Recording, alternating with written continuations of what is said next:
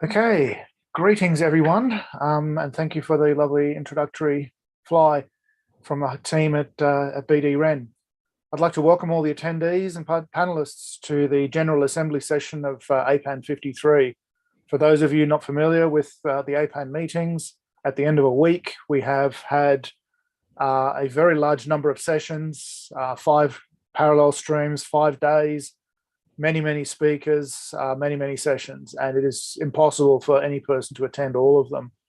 But it is useful for the APAN members and broader community to understand just the sheer variety of what's happened over the last week. So we use the General Assembly to summarize by all the session chairs what has occurred in all their sessions, very briefly, very quickly, and to highlight any future opportunities that they might be thinking about. And then we conclude the General Assembly with a farewell to our beloved hosts at BD Ren this time, and welcome our future hosts for the next APAN meeting, APAN54. We will move as quickly as we possibly can, and I will try and keep things close to schedule, so please do try. To all the panelists, please keep your presentations as short as possible. I'll invite Mr. Chehu Cheng from APNIC to begin proceedings. Please go ahead and share. Thank you, Marcus. Share my screen. I only have 3 slides. My name is Chehu Cheng. I'm going to do the report for APNIC, what we are doing or what we have done at APAN53. And firstly, as you all know, APNIC is the IP address registry. We do internet development work as well, especially training. And you know, the reason why we are here, because like most of you are our members, a lot of universities are our members too. We started to re-engage, APAN community like 5 years ago, and now we do training every time. And at the same time, APNIC is a member of ARNet, so that's why we can join EduROM and offer our service to eligible APNIC Academy users. We are trying to relaunch the service so that more users can enjoy this, and also we are using connectivity to ARNet. And, we mentioned it quite a bit, but we are going to join EduGain through AAF for easy access to APNIC by our community after, the successful IAM system migration scheduled next week, fingers crossed. And, recently we started to collaborate more with Y Project. You probably heard a lot about like APIDT, APNIC Foundation, and ArenaPack. AIII, Soy Asia, API program this week, APNIC all evolve. So that's why we're here. And regarding what we did this time, of course, we sponsored the events as usual, and we have Jamie to be the chair of APAN53 technical community. So if you have any complaints about the technical setup, you can go to him. But I think it all went well. And we also have a new colleague, Atwa, joining the physical sessions in Dhaka because he's still based in Dhaka. So we are very glad that we have a representative at the physical sessions of this APAN53. And we also had a special session about our historical resources, and Kala, Pupudu, and Awa did the presentation. And for the training, we have Dave to do the IPv6 deployment and address planning this time. And last time when we did it, because we clashed with network engineering workshop, so we only had 2 attendees. This time we try our best not to clash with network engineering workshop, so we had 28, which was of course very good. Jamie is also the co-chair of Security Working Group and presented our own vulnerability reporting program. And that's what we do to improve our security. And also I did the Arena Pack updates. I actually chaired Arena Pack updates at the network engineering workshop with speakers from Y Project and IDRAN. And the last slide, the key messages from us. I think the very important message would be the historical IPv4 address holders over here. If you want to continue to use the resources, please come to us. And at the same time, of course, when you have association with us, you can enjoy our services as well. And we have academy to provide training, not just instructor lab, but also self-paced. And we're also going back to face-to-face mode gradually and slowly. Hopefully, we can meet you face-to-face as well. And we are recruiting community trainers to help us to do more training on the ground in local languages. And we are hiring not just staff, but also community trainers. If you are interested in doing training or helping us to develop training content, please go to this link. And of course, we strive to have more partnership with all of you over here. That's all I want to say. Thank you. Back to you, Marcus. Thank you, Chehu. Thank you again to APNIC for your great partnership and also, of course, for your very generous sponsorship. Let me pass over to, I believe, Yunjin at Tainstar CC, another great partner and sponsor and supporter through the Asia Connect projects. Hello, Yunjin, everyone. over to you. Yeah, hello, everyone. So give me a second.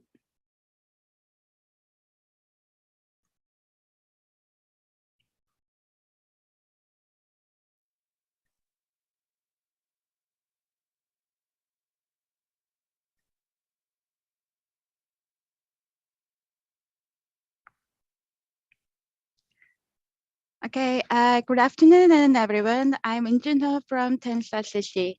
On behalf of Tainstar CC and Asia Connect project, I will brief the Asia Connect activities during the APAN53. Asia Connect is supporting APAN53 as a sponsorship at gold level. It was a great chance to meet all APAN community.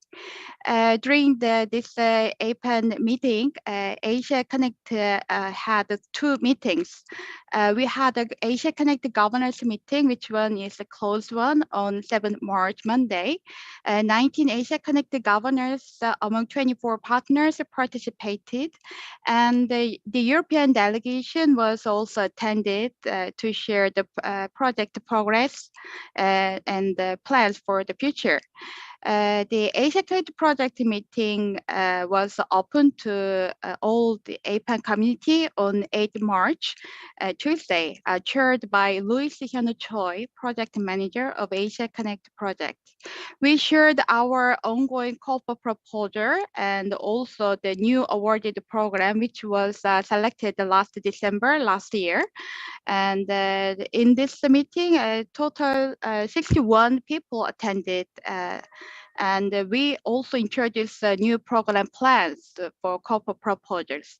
I'd like to give you the message to all APAN community. Please keep following Asia Connect project at the website and our social media channels. We will announce important new calls and event information for RNE communities.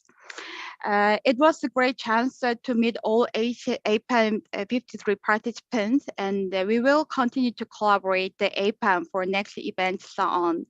Thanks to APAN53 committee and the APAN Secretariat and all board members, and see you at the next APAN meeting. Thank you. Thank you, Yunjin, and thank you to Tainstar CC and Asia Connect for your great support. Another wonderful partner of APAN is the Australian Access Federation, and I'll invite Terry Smith to talk about the sessions he helped coordinate.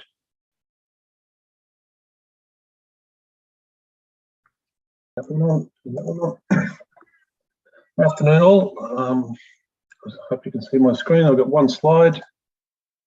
So this week at APAN53, we ran sessions on 3 days, Monday, Wednesday and Thursday. On Monday, it was Federation updates, so we got a feeling for what's happening in the federations around the Asia Pacific region, and there's some great work happening.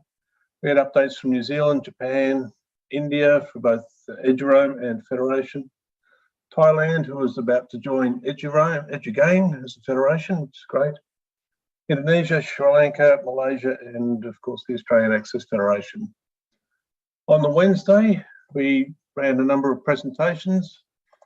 We had a presentation from Hideki Goto on what's happening with EduRoam and open roaming. It's always interesting to hear what he's up to.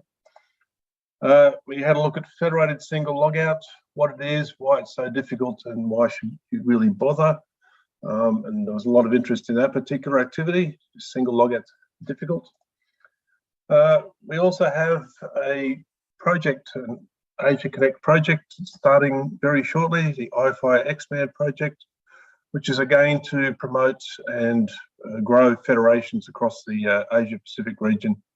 It's a great opportunity for small federations, small NRENs to provide new services to their communities.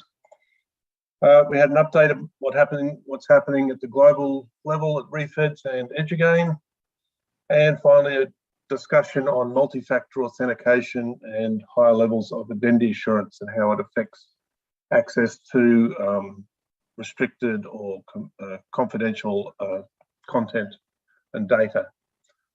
On Thursday, we tried something a little different in the morning. We had a discussion where we invited folk from the Biocommons area along to meet the folk from the NRENs and Federation identities. And we had a really good discussion about what it is that the Biocommons people need from identity, authentication and authorization. So it was a great discussion. Then after that, we had some more presentations. We looked at seamless access, a global discovery service, and a thing called FTICS, which is logging and reporting, so we can actually see what's being used in the Federation space. We had a really good week, lots of good input, lots of good, exciting, motivated people involved, but we'd really love to get back together face to face. So we're all looking forward to that. Thanks, Marcus, back to you. Thank you, Terry. Absolutely, a face-to-face meeting would be very welcome, I think, by many of us. Can I now invite the chair of the Network Engineering Workshop and the APAN Network Operations Center, the wonderful Kanishi-san. Can you please make your report?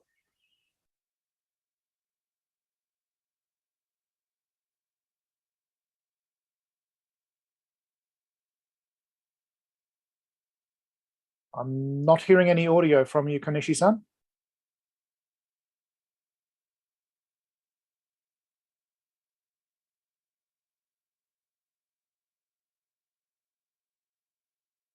I'm also not seeing any video from you.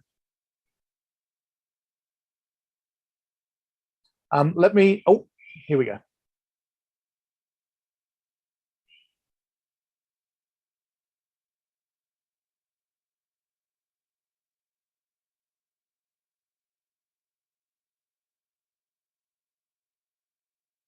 Is your audio okay, Kanishi-san?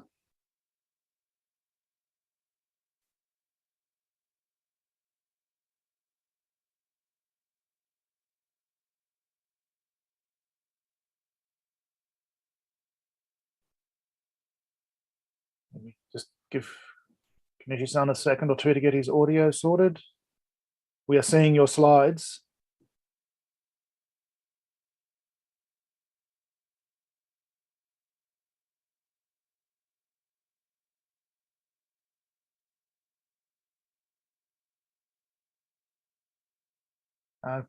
Kanishi-san, could you maybe put in the chat if you're working on your audio? Else we might leave ahead and give you a chance to fix your audio issues.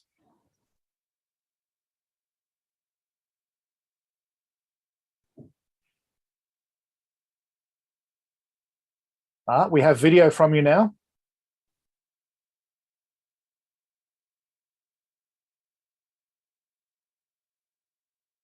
But still no audio.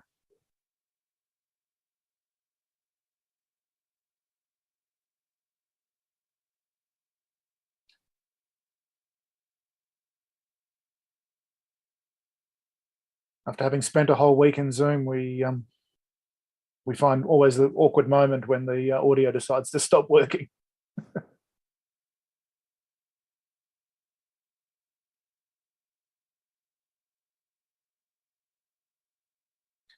Okay, I will give you 5 minutes. I will go to the next working group and we'll come back to you while you work on that. Can I invite, I'm not sure who's doing the report for the medical working group, whether that's Dr. Moriyama-san or Komatsu-san. Who's doing the medical? Hi. Dr. Moriyama-san. Hi, nice to meet you. Okay, just wait a while. I will share my slide.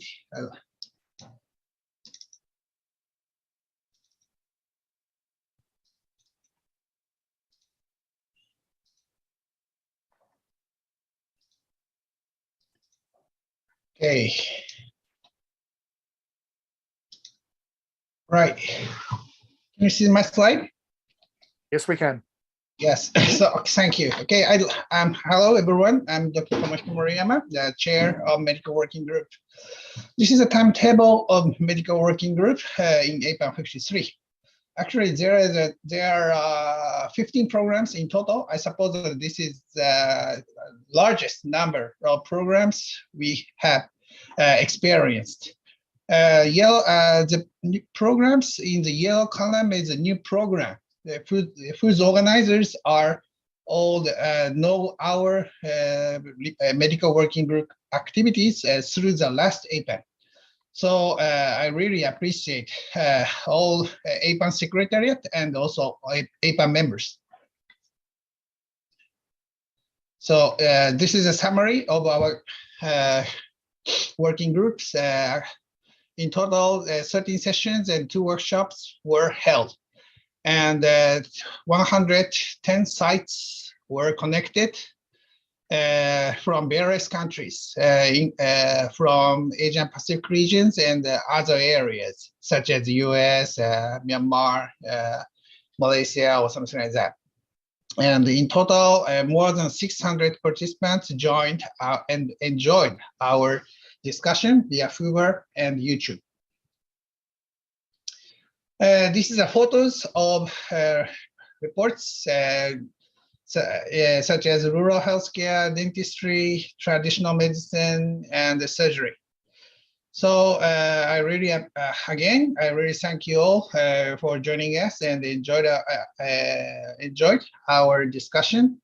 So if someone are interested in our activities and would like to have some programs in our working groups, please find us via Google or some other procedure. Thank you.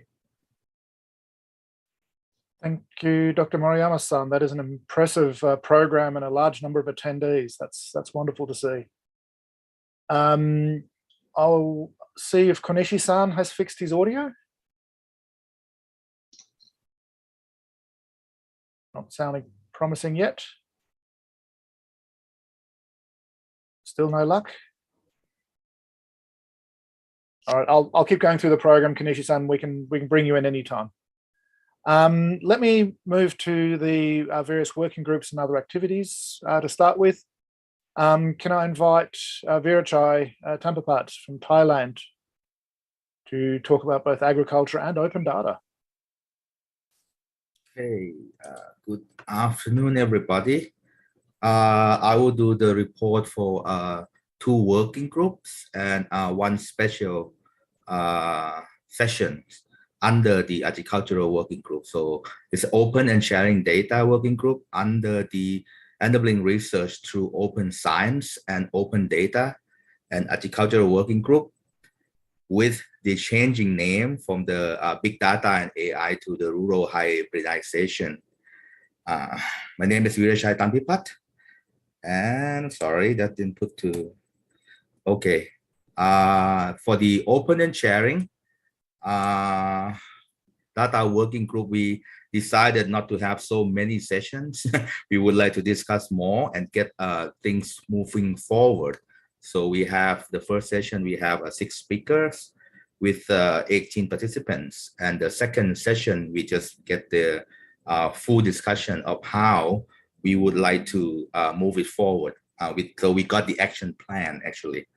So here, our action plan for the before the APAN54, we agreed to collaborate with the UNESCO, STEPAN, the Science, Technology, Engineering, Innovation Policy, Asia and Asia Pacific Network.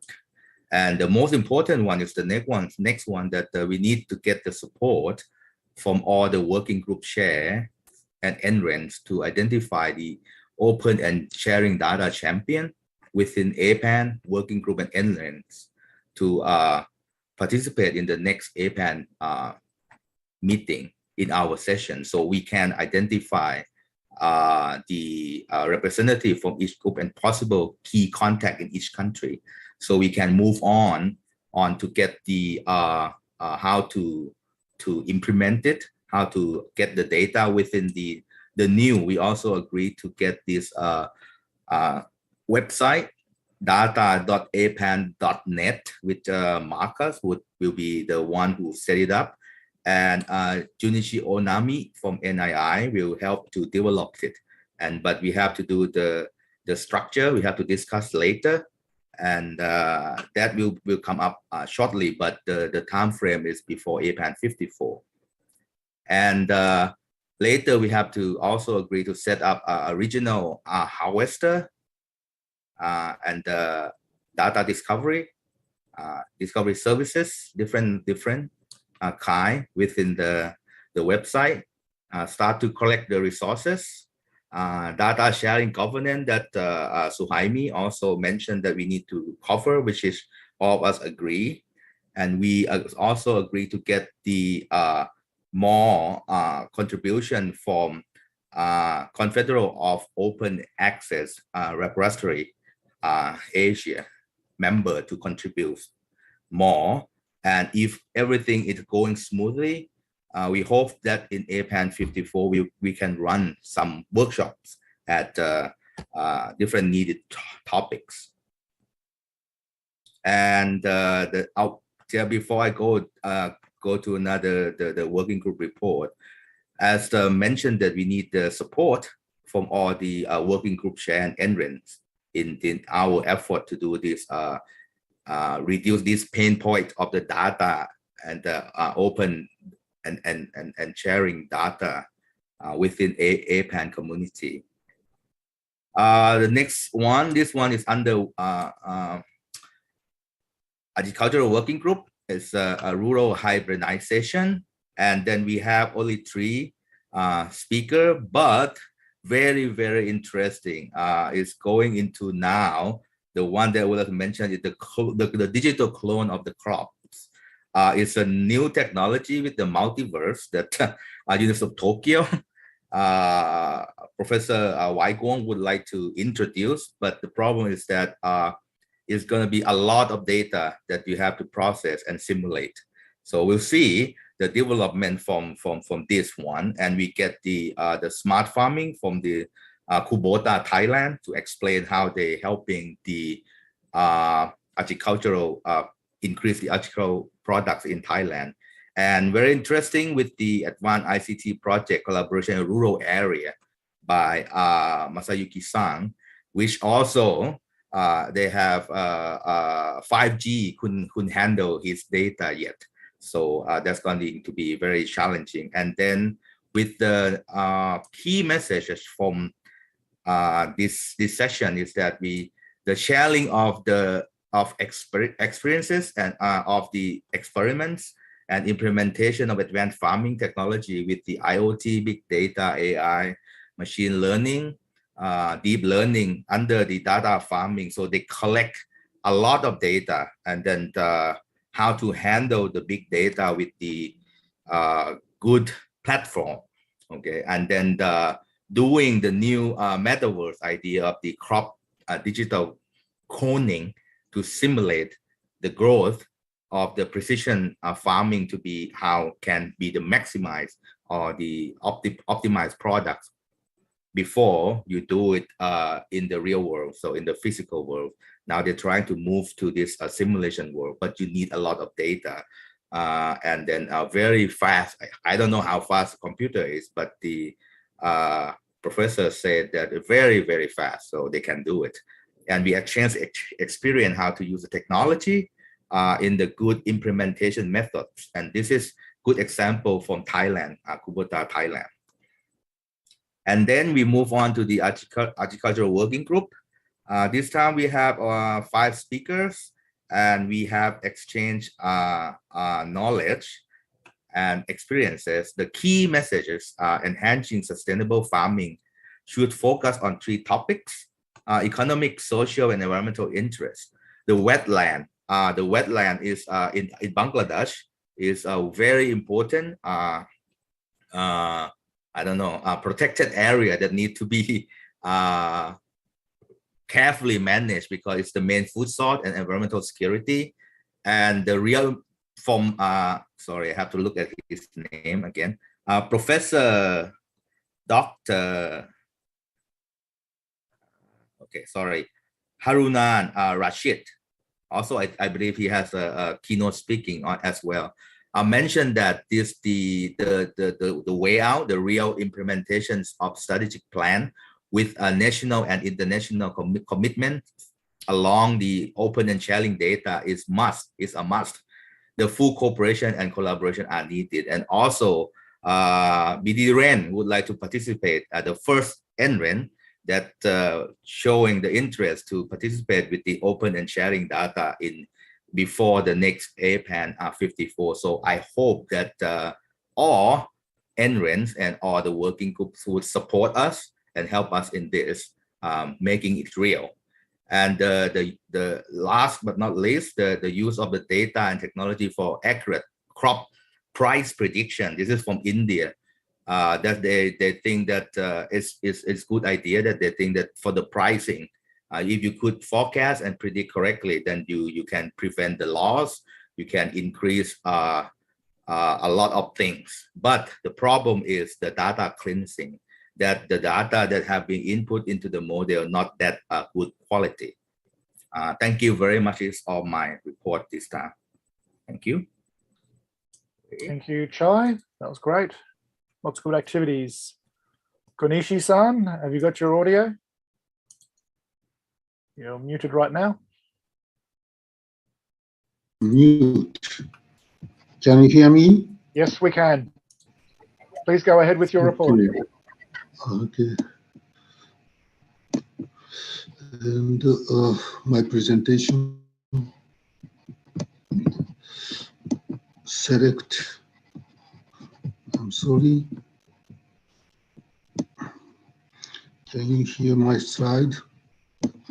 Not yet. Not seeing slides yet. Not yet. Yes. Yes.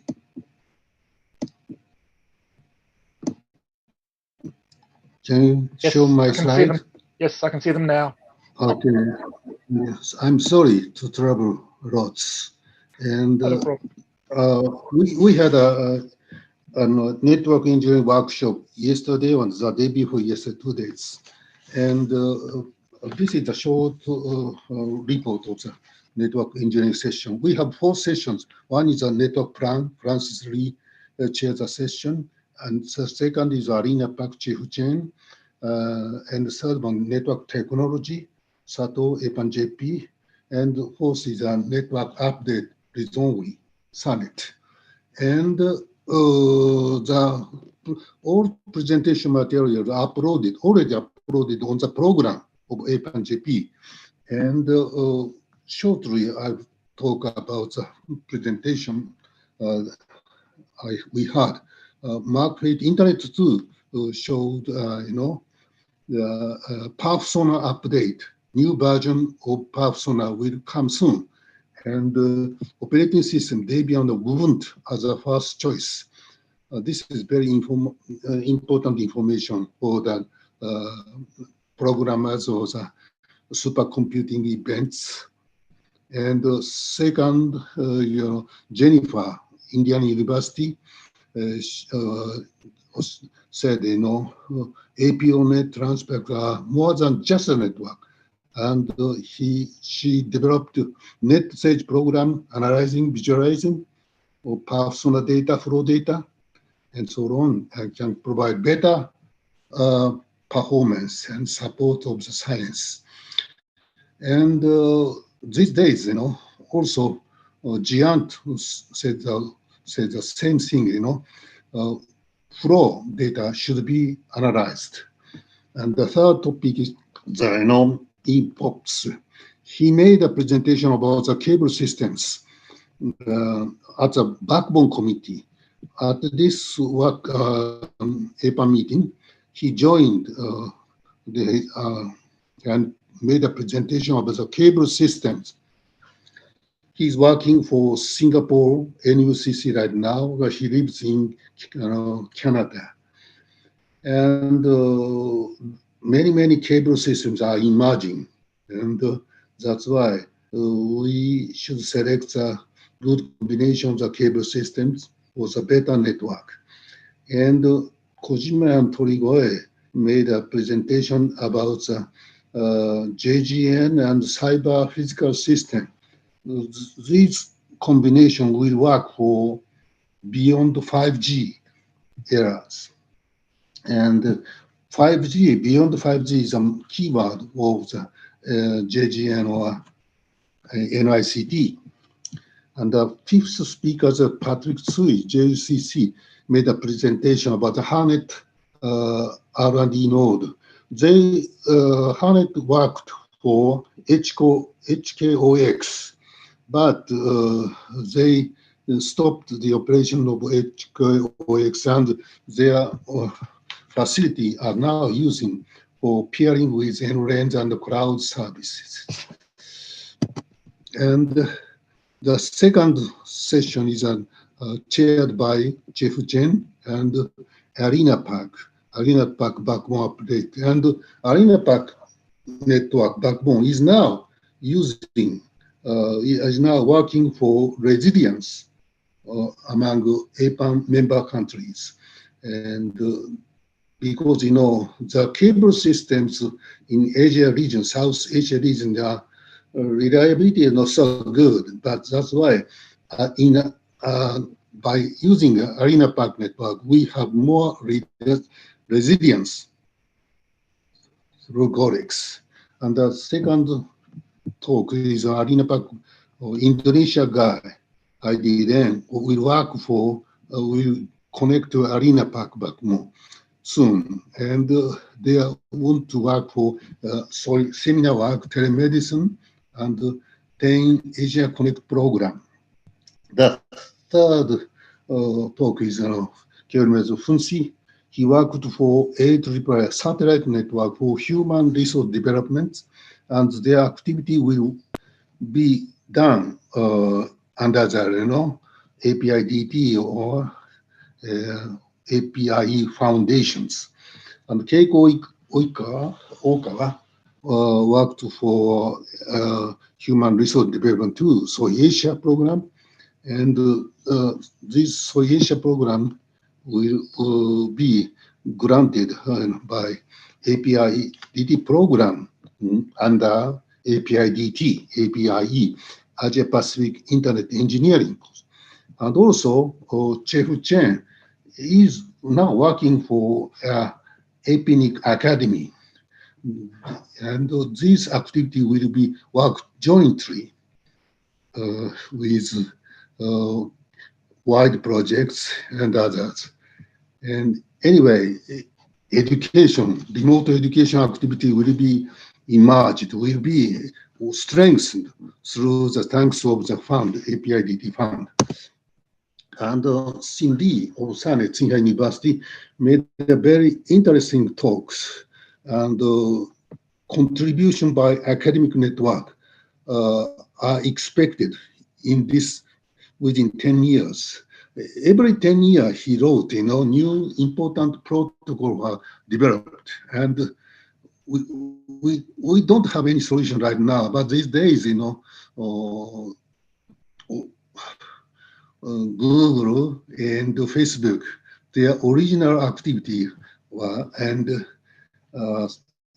has become bigger and bigger, and centralized characters are emerging. This centralized management is critical for APAN community or internet community.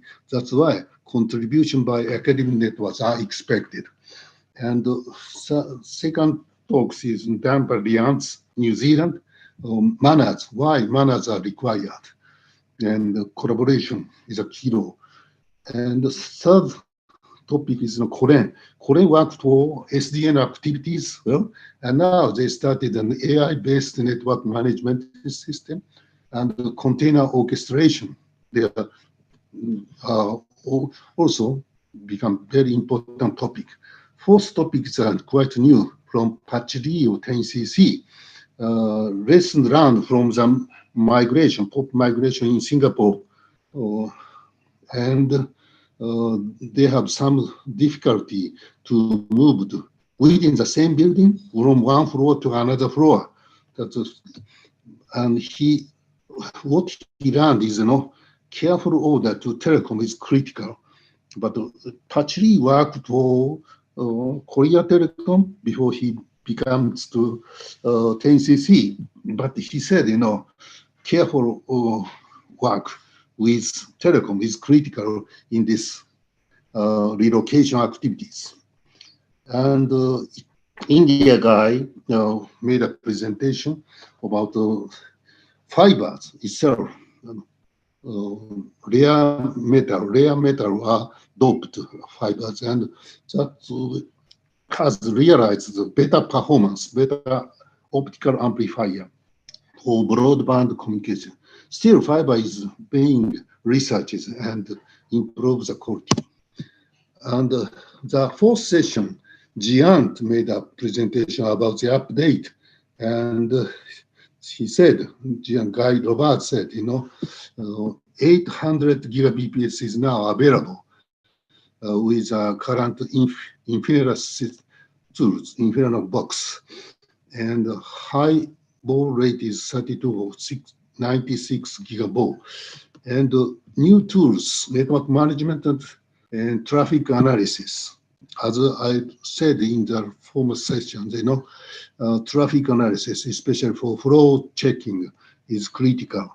And also segment routing are being experimented. The second talk is on Akashi, SciNet, and AI. Transition to new SciNet 6 systems, 400 gigabits nationwide. Within Japan, all prefectures are connected 400G, and 5G mobile, and internationally or 200 gigabps or more. And also high availability DDoS mitigation systems. Anika Gupta, next generation campus network is, he made a presentation, and he clarified the current shortage of legacy campus network and propose a network design for improving something, availability telemetry or something like that. The fourth talk is Simon Green. He probably you have a lot about APONet, but his presentation material clarify the configuration of APONet and others. And in Singapore, Singaren had Equinix, another switch for resilience, and also rerouting VLAN are critical for the resilience of international links. Takatoshi Ikeda made a presentation about persona history, development, and plan to adopt next generation persona 5. Thank you very much. Is it okay? Thank you very much, Kanishi-san. Let me move on to the next working group. That would be e-culture. Farida, are you able to report and share?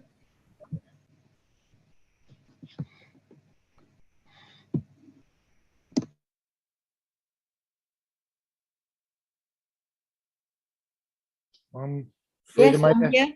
Yeah. Great. Hi. Go ahead with your report. Okay. Let me share. Okay. Can you see it now? Can you Not see? yet. Nope. Not yet. Hold Not and slide. shift to select. No, just this one. Not always. You can't see it? It's already on. Oh dear. I'm not seeing any slides. You can just talk to the slides. That's okay. Yeah, okay. Well, I try to make sure it works. Okay, we had the e-culture meeting on Tuesday, 8th of March. We had 2 sessions. We had 4 presentations, and one of them is actually a live walkthrough of an exhibition, art exhibition. It's called Sensoria from Penang at Malaysia. And it was headed by 3 presenters, namely Safia Najwa, Dr. Tetriana, and Prof. Hasnun. It was interactive, and they showed quite a few aspects of the exhibition, because they had about 11 artists who are actually academics at the University of Science Malaysia. So yearly academics are invited to have an exhibition portraying or promoting their area of expertise. The other one we had is by Chris Pang. He is actually from Nanyang Polytechnic, and his topic was on Soren, a chat box as a pedagogical agent to restore immediacy during the pandemic. One of the complaints that students have is that unlike face-to-face, they feel a bit lost. There is no immediate answer or response, and it's not similar to a live teacher. So this one could talk back to them. It is a chatbot, and students do find it a lot better, and it fills that gap. Okay, and the third is actually from Prof. Hank and team. It is on the Flip Museum. Oh, there. Okay, it's from the Flip Museum. This is a grant they got from the AUA grant, and they had a workshop with that as well. And they had 5 other museums coming in to show a bit of their. I think most of them are videos. There are a couple walkthrough as well, and one of the main idea is actually to form a museum working group. And this is not so much as a big museum, more like small museums, university museums, and perhaps exhibitors as well as galleries. And the fourth is actually, the fourth is actually on live languages. This is interesting because they are trying, it's a work in progress to come up with an interpreter of medical terms, and it will cover hopefully about 100 First Native languages, and hopefully this can be actually applied to other native or international languages to share similar terms across the world. So that is really interesting. And following that, we had the e-culture meeting. There is talk that perhaps Soren, a chat box, can come into Sensoria, the exhibition. If they could, work together, that would be wonderful. We hope that the co-curating Flip Museum formation of a museum working group can work, and we did offer to them if they would like to use our APAN platform. And then following that, Andrew talked about a bit of the Asia Connect funding that we have, which I think we are still hoping to be able to talk more about it later. Okay, so we had about 22 participants in the session, and that is really wonderful. I think that's about it. Thank you. Thank you, Farida. Always an interesting working group. Thank you. Demonstrations there. Can I invite Eric to report on the disaster management working group? Thank you, Marcus. I see your slides. Yep. Okay. Hello, everyone. Eric Bien, reporting the disaster mitigation working group activities. 2 sessions were held on Monday. About 40 participants, including around 10 staying not much longer in the sessions. We had a new co-chair on board from this meeting, who is the new director of Franz Leon of the ASTI of the Philippines.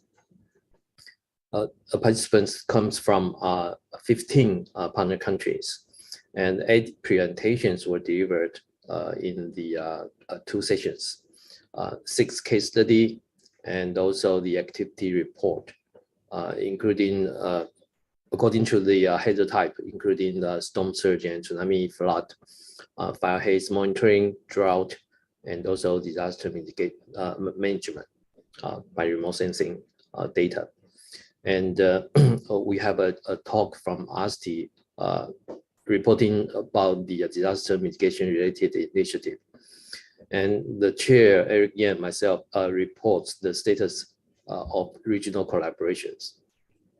In general, the disaster mitigation working group capacity building is one of the key objectives in recent years by 2 primary approaches: sharing of case studies and also resources, as well as training and workshop.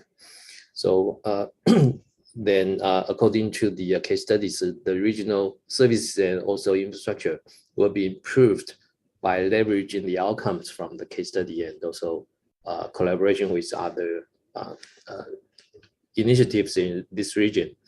For example, the collaboration with EGIS, European-funded Open Science Cloud project, ASEAN activities, and also UNESCO-related activities, etc. And the working group has several action items from previous meeting. The first one is keep on supporting more case studies, covering more hazard types in different partners, extending the application scope to agriculture or other fields according to the partners' local needs, and moving towards open science to facilitate shared data, knowledge, tools, everything from case studies. And we also agree that we should promote more collaboration between the disaster mitigation working group with other APAN working groups, for example, agriculture working group, open and sharing data working group, as well as, for example, the advanced research platform cloud working group, etc. So that's the summary of the working group. Thank you very much. Thank you, Eric. I'm not sure if we have someone from the IoT working group here. We have had a couple of last-minute apologies. Otherwise, I'll move on to the security working group. Kasahara-san. Yes. Can you please go ahead with your report? Yes. I'm Yoshiaki Kasahara, chair of security working group. We have a presentation session on Tuesday, 2 19-minute sessions, and we had 6 presentations, including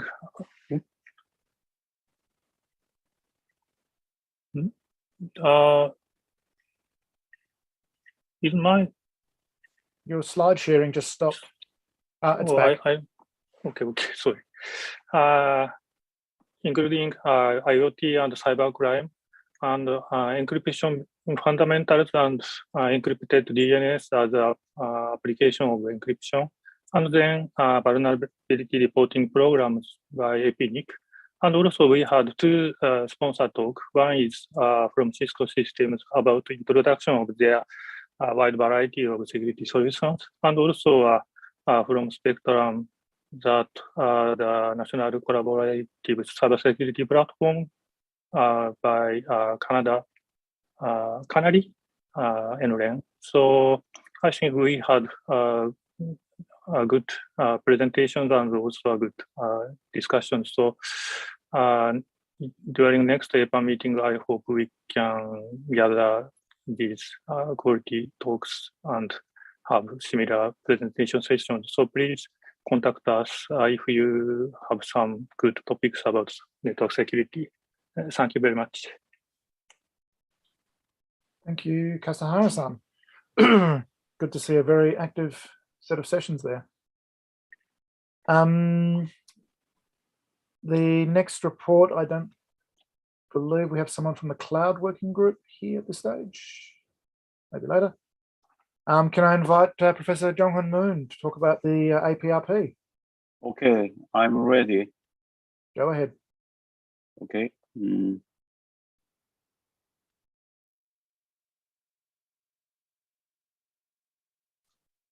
Can you see my presentation?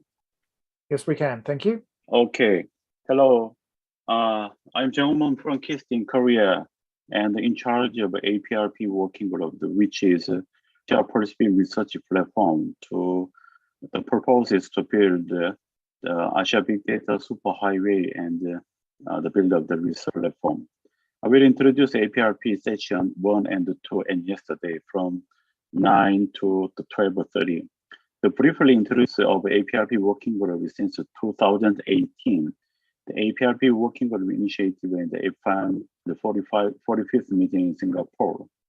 Our final goal is to promote the HPC ecosystem in the Asia Pacific Bio-based platform based on science team technology, and to engage the APAN members in the ASEAN countries. And finally, is toward the setting up an Asia research platform and to become a part of the global research platform. And we had 2 sessions and 9 presentations from 7 countries and accumulated a participant over 50.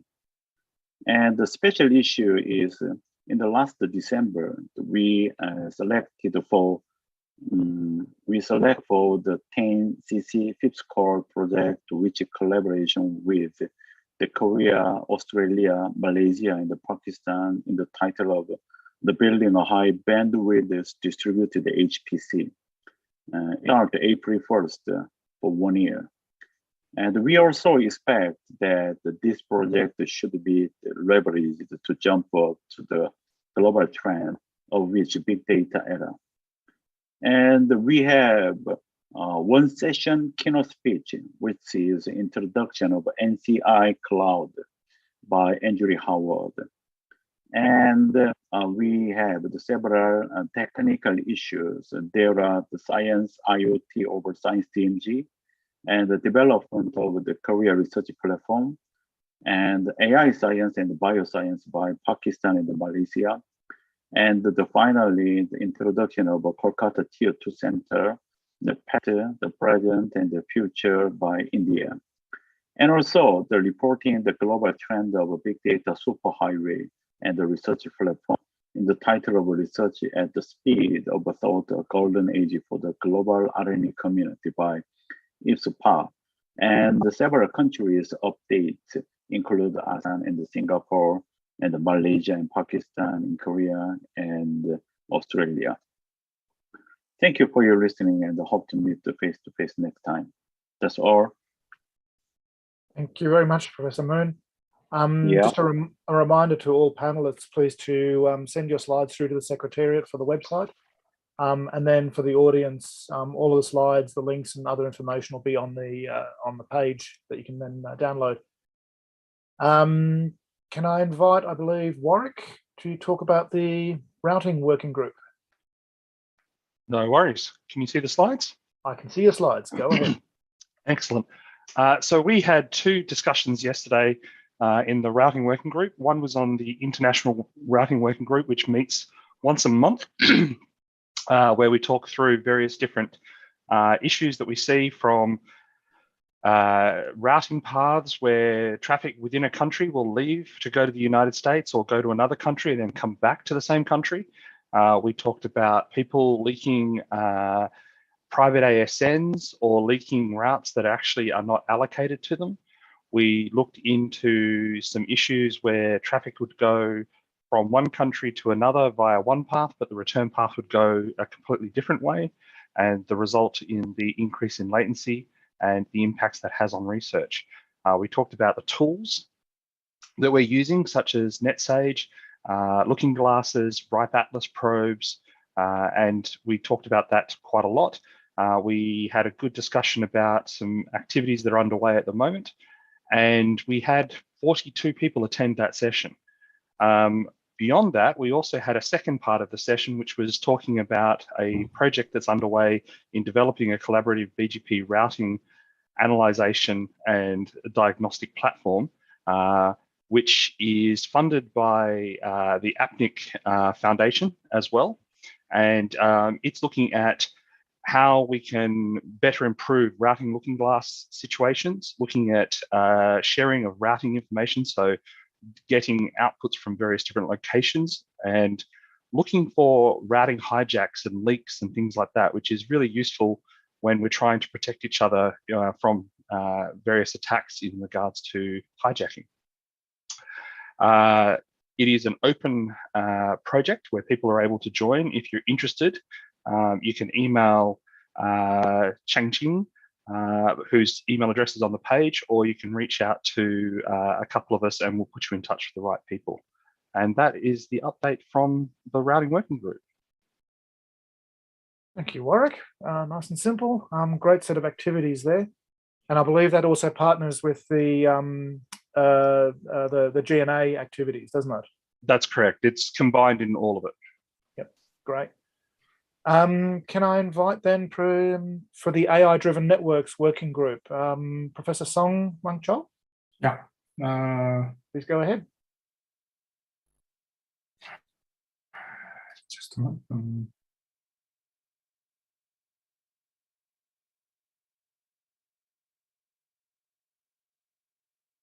I see your slides. Yeah. Good morning, good afternoon. I would like to start my report. Actually, this is the second working group meeting in APAN. Our working group is just for sharing the experience about the technical experience for applying the AI technology to networks. These are our co-chairs. We had two sessions on March 9th at 9 a.m. and 11 a.m. The first sessions chaired by Shirisa Nagano from NIST, and the second session was chaired by me, and we had 8 presentations, and attendance is 50 for the first session and 29 for the second session.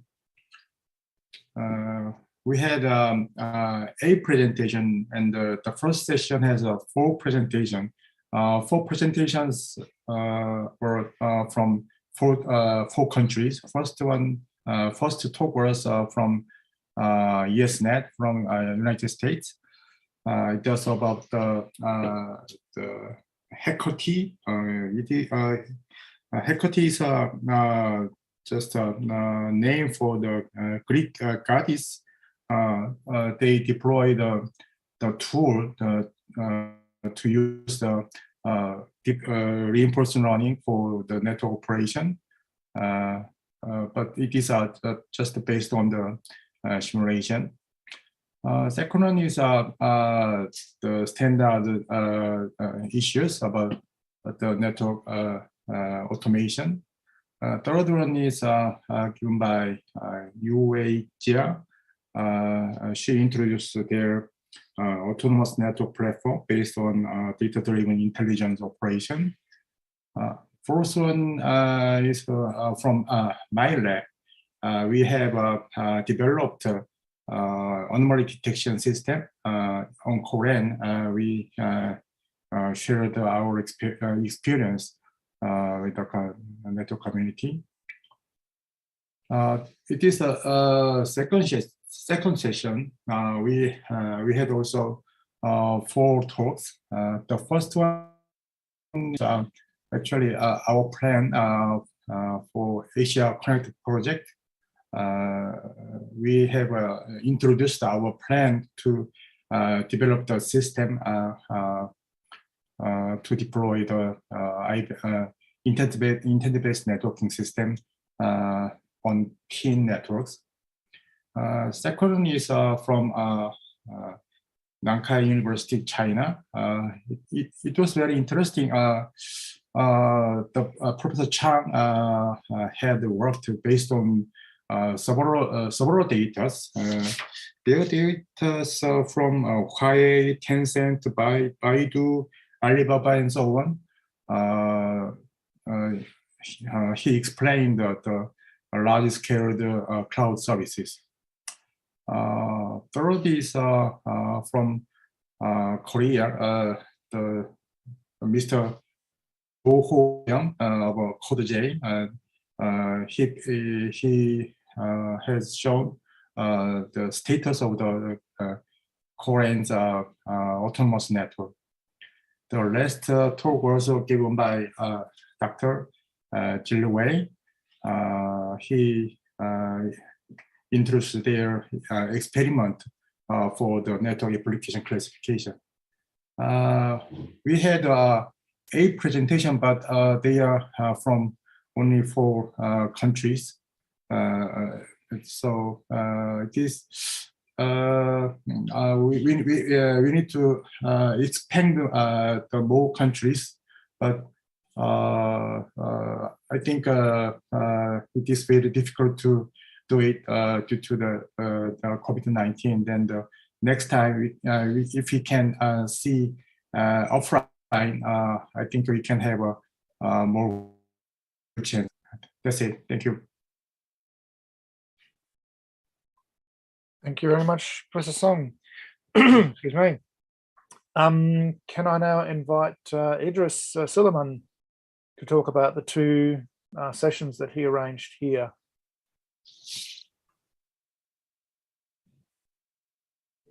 I'm not hearing your audio, Idris. You're muted in Zoom. Good morning, good afternoon, good evening, everyone. Better. Thank you very much, Marcus, for the opportunity to wrap up our 2 events. Actually, we did another one, which was part of Terry Smith's I Am working group, but we won't discuss much about that, just a little bit of a look. But thank you so much for the opportunity to, for the first time, we had actually 2 firsts. The first one is that we had a facility to, opportunity to present on the, a training session for bioinformatics.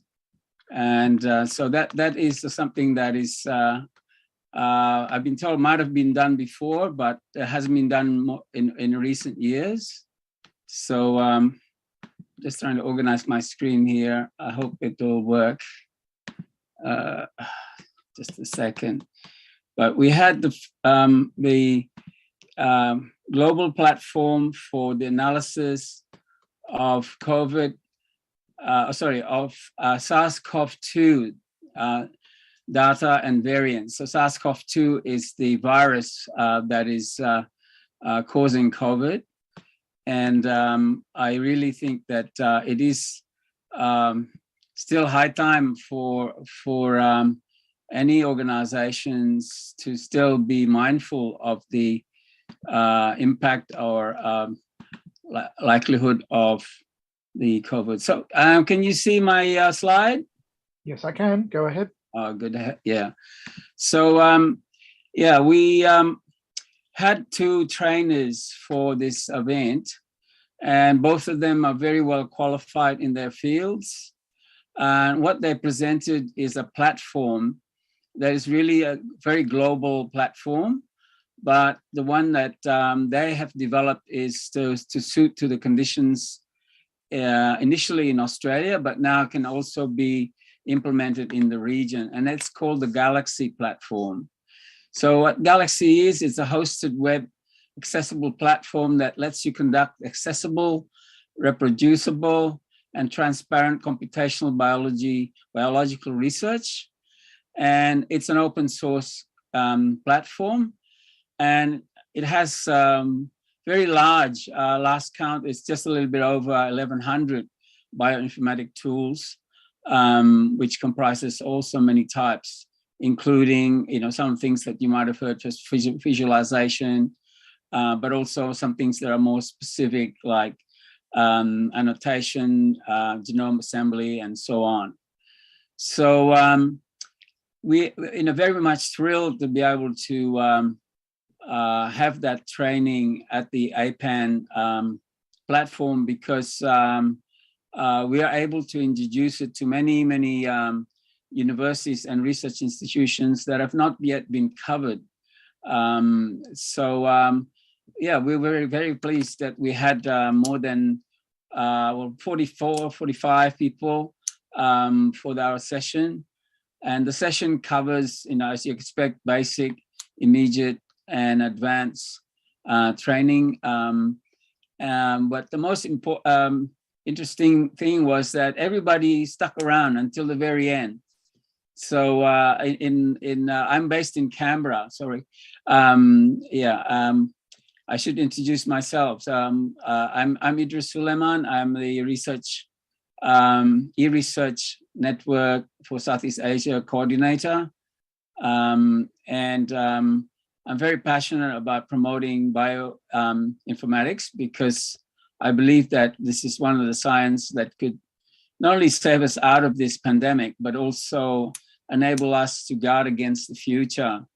So as I was saying, we had a lot of people who were just so keen that they stuck around until the very end, which is, which altogether it was almost 5 hours, 5.5 hours.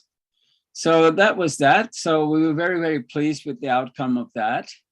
Another activity that we had is to do with something that might seem to be related to what you have done, what you have set up in APAN, and that is the open data and sharing working group. But actually, what we had is more on open science. So that open science is one that is, in a way, can be seen to be broader than open data, because depending on what definitions you follow, open science would cover open access, open data, open source, and open peer review. Now, open peer review is one that is really has helped a lot of scientists to deal with the pandemic, in the sense that the publication cycles is such that in many cases it takes 6 months, a year, even 2 years to get things published. So yeah, we were very pleased to able to have this accelerating the paradigm shift towards open science and data sharing in the pandemic times and beyond. So that was our session on Wednesday, which also it was actually the last session of the day, but it meant that in Australia it sort of ended up in being 10 o'clock in the evening. But most people didn't mind that because they found that the speakers and also the discussions, not only between the speakers, but also with audience and the people who are on the panel was very, very lively. So the major themes in open science, which I say, you know, it covers open data, open source, open peer review, is really coming from three angles or three perspectives. That is the open science communications, or open science platform and communities. And we talked about the open science resources. So we're very, very lucky to have the set of panel members who are very well qualified from each of these three areas. Some of them, of course, overlap. So we had the first one being Julian Cribb, who's a co-founder of a new council called Council for the Human Future, but he's also a former public communications section of the prime research body in Australia called the Commonwealth Scientific Industrial Research Organisation. They had this program called the National Science Awareness. So he came from a very much a communication specialist perspective, and he's actually been doing a lot of work at the UN level, also promoting open science as a way in which to not only deal with the pandemic, but also deal with what he calls the mega threats facing the world, things like climate change and global pollution of oceans and so forth. So he very much set the scene on how important the open science is, you know, to scientists, but also to policymakers and society. But then to set the terms more firmly on the policy side, we had Professor Ginny Barber, who is the co-lead of Office of Scholarly Communications at the Queensland University of Technology. And she comes from a medical background, but also she's actually part of a very, very solid organization, which is called the Open Access Australasia. And this organization has been doing a lot of work with data custodians or librarians who are now becoming much, much more savvy in the digital collection, and also in being able to connect with each other, and also connecting different scientists of different areas. So that was very, very interesting. And also she was very happy to report that in Australia, we have the chief scientist, Dr. Kathy Foley, who is now actually putting on open science as one of her 5 priorities, you know, in science in Australia. So there will be a major, major policy decision coming out, and we're very lucky to have Professor Barber giving us some insights of what constitute those policies. And then we had also a Professor Yatna Supriyatna, who is director of a newly created Indonesia Science Fund. And so this is a very much an independent body, a part of the Indonesian Academy of Science, that is more or less channeling a lot of the international support for scientific activities in Indonesia. So that was very interesting to hear his perspective from the financial side. How is open science, particularly in developing countries, being funded? And then not to forget that we really do need to bring in this perspective from the younger generations who are coming up from the ground up. So in a more bottom-up approach. We have Saranjit Kaur Bogal, who is from India. She has just not long ago founded this group together with various engineers called the Research Software Engineers Asia Group. which is part of the Open Life Science program. And this is a very, very comprehensive program funded, amongst others, by the European Union. And along the same vein, we had another scientist by the name of Sandersan Oni. He's actually based at University of New South Wales in Sydney, but comes from an Indonesian background. But he has already been active in the area of open science and founded the Southeast Asian Network for Open Science. And that's already sponsored by the International Science Council. And last but not least, he actually came up with a lot of ideas about how to actually practice open science in the developing countries. Sometimes he says you don't really need to call it open science. It's just implementing science and scientific methods and scientific procedures, and being able to actually ask what the specific needs are. But he also underlines the importance of national policy on open science and all the other components of it, being open data, open source, open peer review, and so on. So the key point is that there's a need for bottom-up and top-down approach. So last but not least, and we were very, very lucky to have Dr. Kostas Glinos, who's the head of the Open Science Unit at the Director General of Research and Innovation.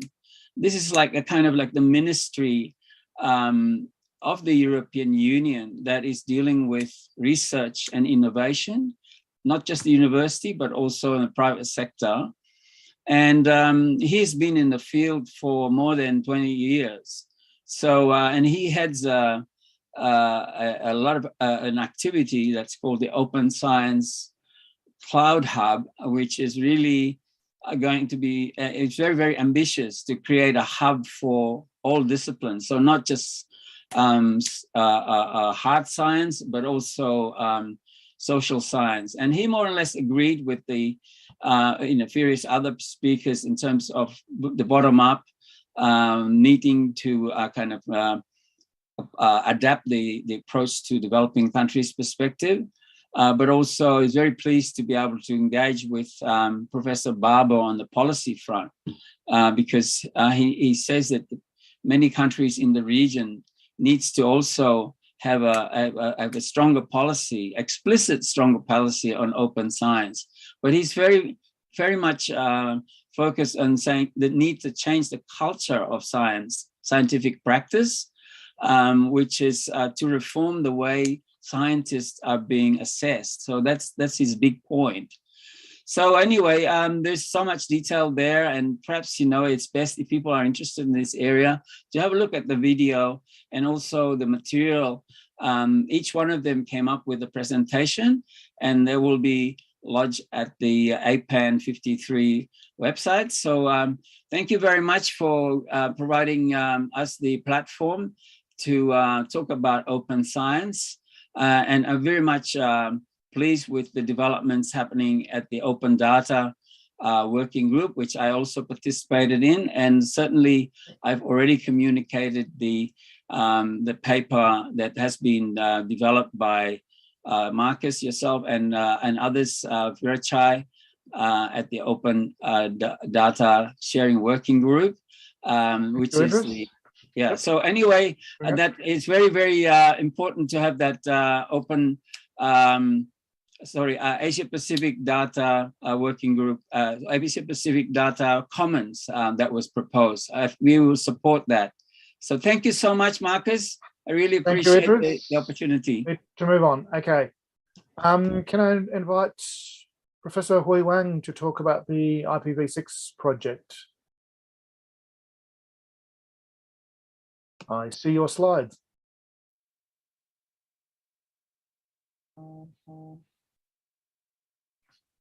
But I don't hear you yet. So can you hear me? Yes, we can hear you. Okay. Please go ahead. Okay. Okay. Hello, everyone. I'm Jessie Hui Wang from Tsinghua University. The workshop I chaired is the updates of joint IPv4 and IPv6 research project. This session is on Tuesday. This session is to share some work related to the project on network management of the IPv4 and IPv6 internet. This project started in June 2020. It involves 23 organizations from 14 countries, and some of them are APAN members. We have had sessions at APAN 50, 51, and 52. At this APAN meeting, our session had 3 talks from 3 speakers. About 50 participants joined this session. The first talk was to share the overall progress of this international project. Basically, with the contribution of our partners, we started the test platform for network management and monitoring and enabled some important services. And the data we collected has been able to be shared among our partners. The second talk was about our research achievement of one task of this project, which is about finding looking glass sets from the internet to facilitate internet measurement jobs. This paper has been published in Connect 2021, and it got Best Paper nomination. The result from this work has been published online, and we believe this work can help researchers and operators better understand the internet.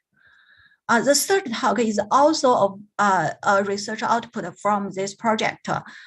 This talk is given by Professor Jilong Wang. He introduced the concept of a cyberspace map, and he argued that we need to define the coordination system, dimension, and time standard for a cyberspace, which is a very new word.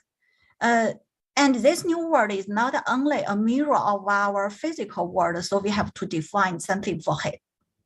We got some questions from the audience, which is very helpful for our collaboration. We hope we can have a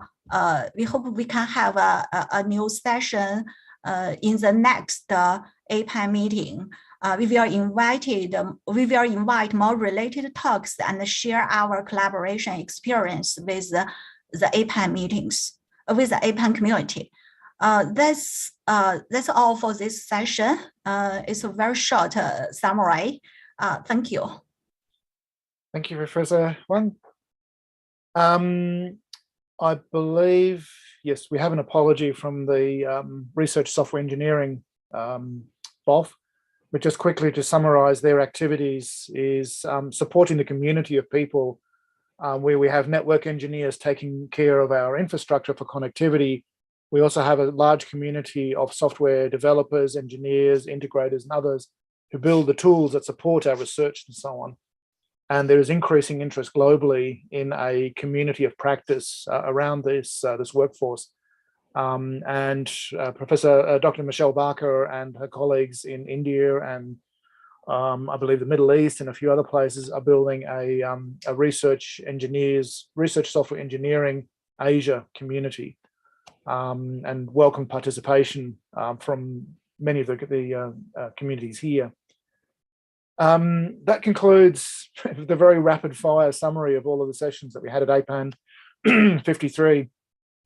While this is basically my last chance to quickly speak, I do want to just thank the wonderful hardworking teams, the local team, the technical team in Bangladesh, also the program and technical committees of APAN, ably led by Andrew Howard and Jamie Gillespie, who helped immensely with bringing much of this together and assisting as required. And also to thank particularly Liana and Sean, who I'm sure have been chasing many of you over the last few weeks for slides and other contact points. I would now like to invite the Honourable Chair of the APAN 53 Local Organising Committee, Professor Dr. Dil Afroza Begum, to please provide her comments. Can I pass it to you? Thank you. A very good morning, good afternoon, good evening to you all, depending on where you are located now. Finally, we are at the closing ceremony of APAN53. I am very grateful to all the APAN program and technical committee members for extending their wholehearted support and assistance in making the event flawless. I owe to the full APAN community for helping me in organizing the event successfully. However, I must mention names of Liana, Sean, Marcus, Jamie, and Andrew for their extraordinary contribution. In total, 1,600 participants registered in APAN53, which is a good number, I believe. But I also should mention, in some of these sessions, participation was not as per expectation. The probable reasons might be free of cost registration and therefore not realizing the value of it. Secondly, to some participants, virtual participation might not be that much comfortable. For future APAN conferences, I need to look into these issues and might plan the program little differently, addressing those issues. Another slight limitation of this program that I want to mention is little delay in starting the inaugural program and also delay in starting of first keynote speaker's presentation. Inaugural was on 8 March, which coincided the International Women's Day. There were numerous programs ongoing all over Dhaka city, making Women's Day, which created huge traffic movement and subsequent traffic jam that caused little late arrival of the chief guest and the keynote speaker, though they started for the venue at right time.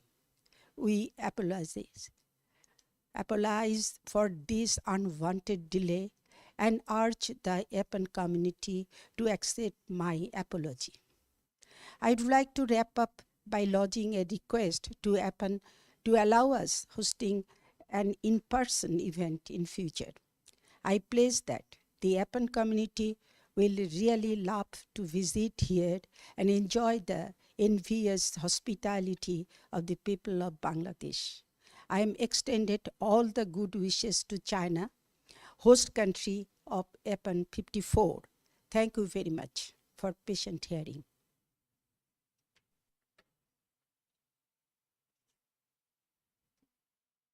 Thank you, Professor Dr. Gulafroza Begum. Can I invite the chair of APAN, Professor Jilong Wong, to the virtual podium?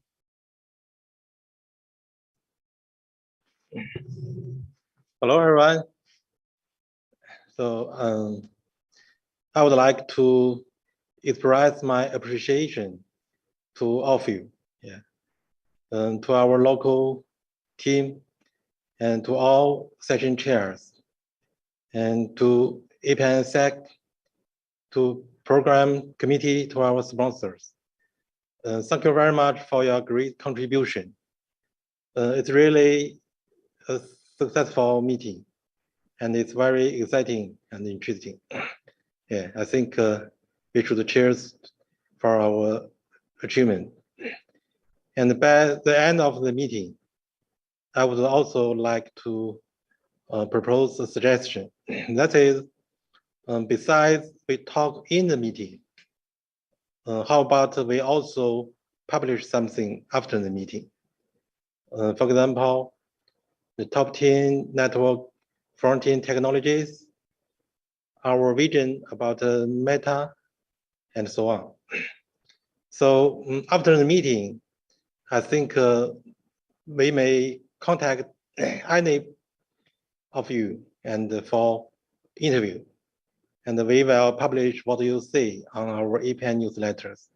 So please support, and thank you very much. And Marcus, I think the next business is also met, right? It is indeed you to talk for 54. Yes. So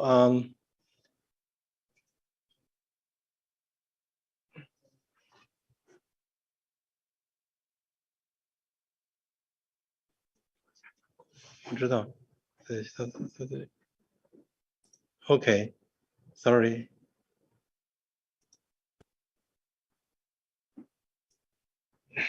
So now let's turn our attention to next APAN meeting, the APAN54. For APAN54, it will be hosted by China. And it will open from this August from 22 to 26. For APAN54, the venue is in Jinan City, Shandong Province, China. And I'm not sure any people here ever visited Jinan? Is there any people?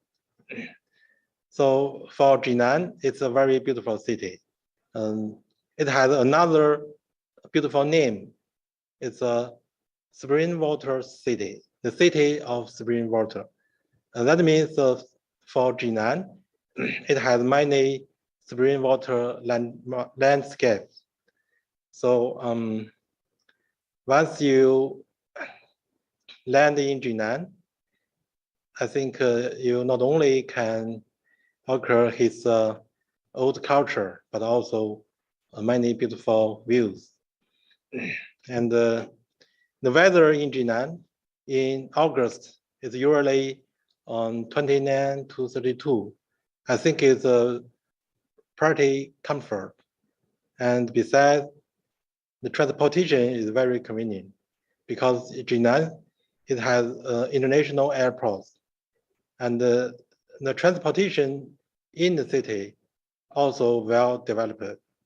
The subway, the bus, the taxi is very easy to get to anywhere.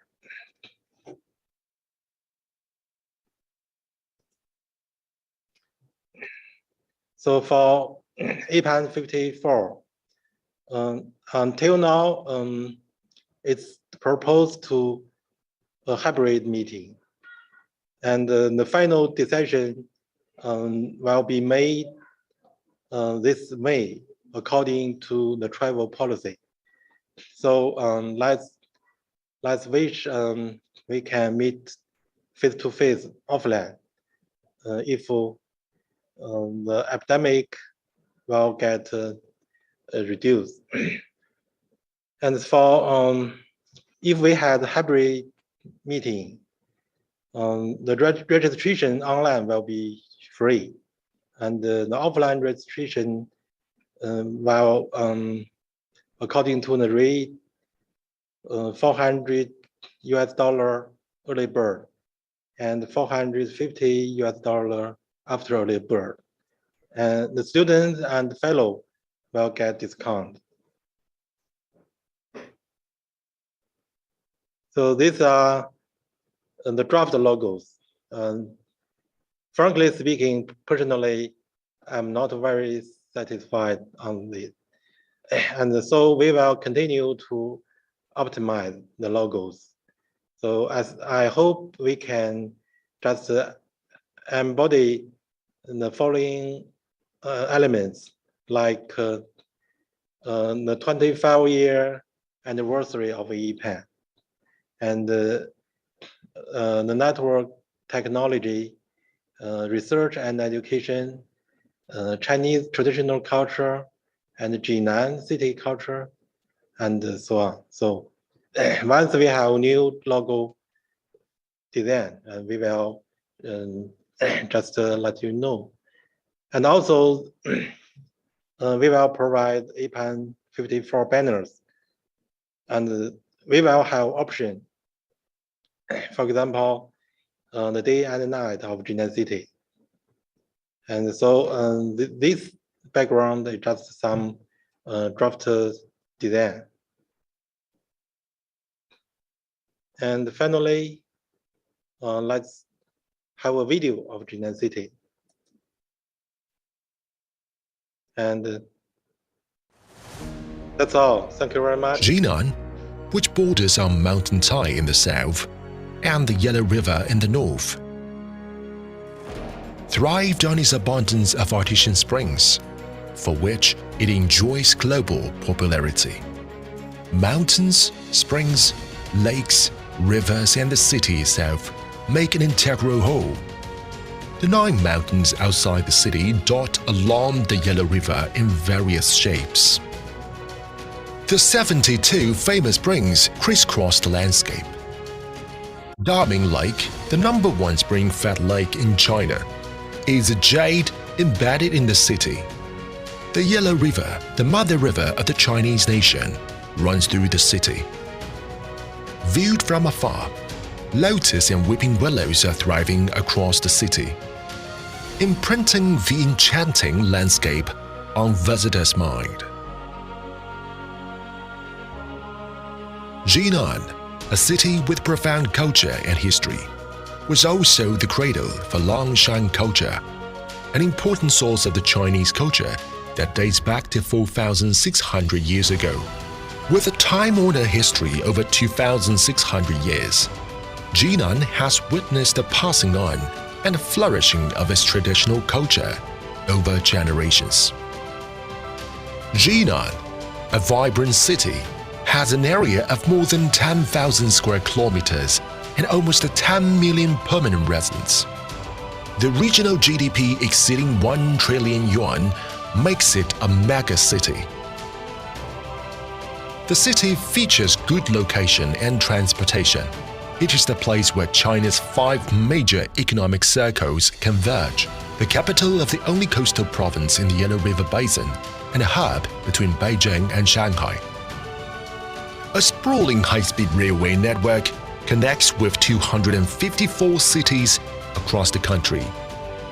The 1.5-hour high-speed railway service covers 400 million plus people. Jinan Yaojiang International Airport is an important transportation hub in China and will upgrade its flight zone to 4F class by 2025. Colleges and universities build a diversified talent pool. Abundant medical resources and services safeguard people's health. In 2020, Jinan won its 3rd consecutive National Civilized City title and China Benchmark City for International Business Environment, and was ranked as one of the top 10 cities in China with healthy and wealthy life. Welcome to Jinan.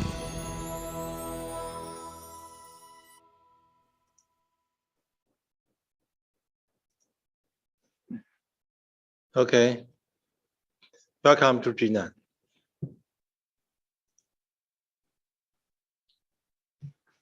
Marcus? Thank you, Professor Wang. We hope that we can have a face-to-face meeting there. Yeah. We'd all like to meet again in person. This concludes the General Assembly for the APAN53 meeting. There are still some sessions happening after this one. And I also want to call out to the people, amazingly, who are still awake in the US and New Zealand. You're doing very well.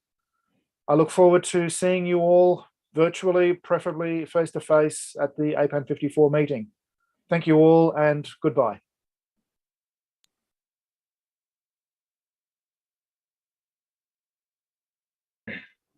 Bye-bye.